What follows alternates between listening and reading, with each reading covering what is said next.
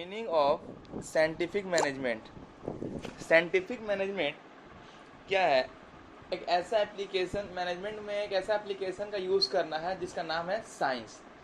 और जब science use होता है तो आपको पता होगा, आप देखोगे स्कूल में लैब्स रहते हैं, टूल्स रहते हैं, तो कोई ना कोई ट्रेनिंग मिलता है जिसको हम लोग देख के फॉलो करते हैं। यानी कि साइंटिफिक मैनेजमेंट सिंपली कह सकते हैं कि साइंस के हेल्प से मैनेजमेंट का क्या यूज़ है उसके बारे में हमको जानना है। जैसे कि science not rule of thumb, जैसे उसमें क्या होता है कि टेलर बोलते हैं, ये टेलर के द्वारा जो गिवन है प्रिंसिपल्स, पहला है science not rule of thumb, second harmony not discord, third है कोऑपरेशन नॉट इंडिविजुअलम, फोर्थ है development of each and every person to his और her greatest efficiency and prosperity.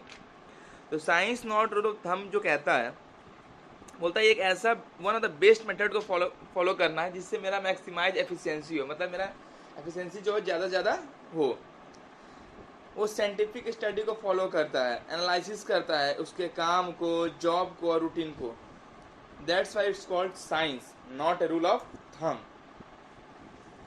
Harmony not Discord means conflict, मतलब ऐसा झगड़ा ना हो honours और worker के बीच में। मैनेजर्स अपने काम को ले ले वर्कर से, तो वो सारा क्या, अगर काम ले लेगा और काम कर देगा वर्कर तो झगड़ा होगा ही नहीं। इसलिए तो कहा गया है हार्मोनी नॉट डिस्कॉर्ड।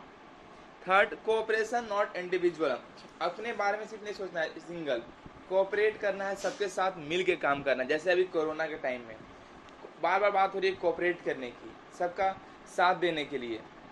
सबका साथ होगा, सबका अपने, तो आराम से सब सारी प्रॉब्लम को हम लोग सॉल्व कर सकते हैं। फोर्थ है development of each and every person to his और her greatest efficiency and prosperity.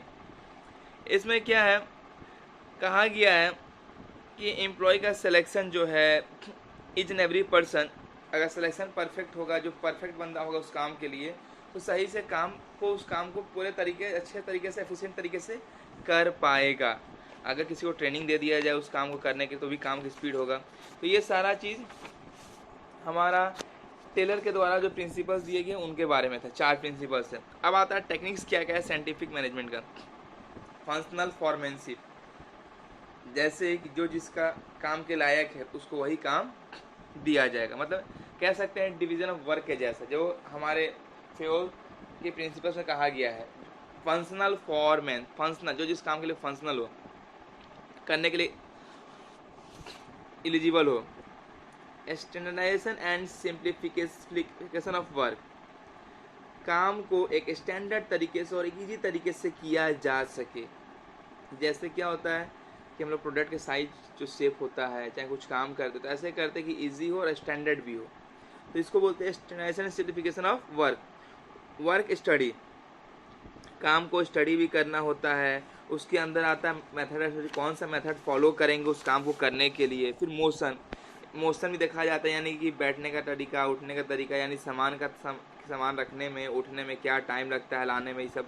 फिर टाइम को लेके भी, क्योंकि किसी काम को करने के लिए आपको तरीके भी पता होना चाहिए, उसका मोशन भी पता होना चाहिए, टाइम भी पता होना चाहिए। अब फैटिक मतलब वो कितने देर के बाद उसको रेस्ट चाहिए या थकता है कितने देर के बाद।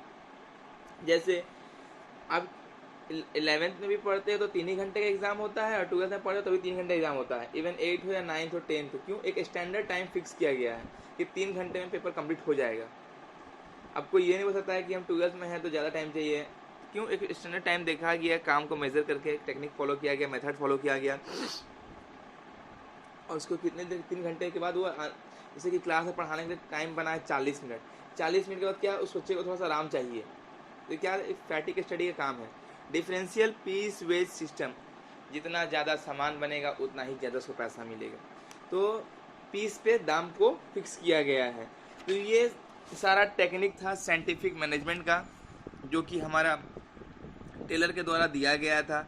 उसके बाद हम लोग अब केस स्टडी करेंगे, उसके बाद ऑब्जेक्टिव टाइप क्वेश्चन करेंगे जिसमें match the following, true false, fill in the blanks, MCQ, questions answers, tricky questions, tough questions, easy question, ये सारे को कंप्लीट करेंगे चैप्टर कंप्लीट होने के बाद, और उसके सारे डाउट्स को लेके हम लोग क्लियर करेंगे कि जो भी डाउट्स रहेगा, क्योंकि सिर्फ पढ़ने से नहीं होता है, जो डाउट्स है उसको भी साथ साथ कंप्लीट अगर होते रहेगा तो फिर दिक्कत नहीं आएगा। और कोई भी किसी को डाउट्स है, अगर वो चैप्टर 1 से भी है और इवन इस चैप्टर से भी है, तो ऐसा नहीं है कि चैप्टर 2 पढ़ लिए तो 1 से नहीं पूछ सकते हैं, 2 से ही पूछ सकते हैं। आप 1 से भी पूछ सकते हैं और 2 से भी, क्योंकि जितना ज़्यादा कंसेप्ट क्लियर रहेगा, अगर हम पीछे चैप्टर्स को भी साथ में लेके चलते रहें तो मेरे माइंड में अगर वो रहेगा तो हमको रिवीजन करने में कम टाइम लगेगा और रिकॉल करने में।